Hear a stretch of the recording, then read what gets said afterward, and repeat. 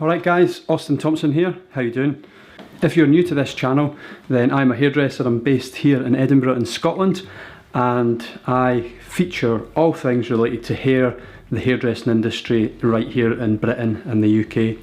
So if you want to learn more hair techniques, colouring techniques, or if you just want to step up your career to the next level or find out how to do that, then you've came to the right place and you might want to consider subscribing to the channel. In this video, I'm going to make silver hair look absolutely banging. So this is a super easy one for you guys.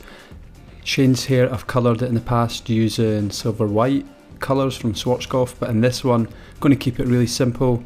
I use the Blush Wash Silver Shampoo, apply that first, then I'll leave this on for like 10 minutes, working it through, quite liberal on the amount. It's sulfate free, so you ain't going to lather that much. Be prepared for the olive colour. And then I pump loads of the lilac colour over the top of that. That looks quite red on application. Goes quite pink looking, but don't worry about that. Then I left that for about 10-15 minutes, so it was on for like 20 minutes altogether. Get some blonde mask on it, and then blow dry it, style it, and boom.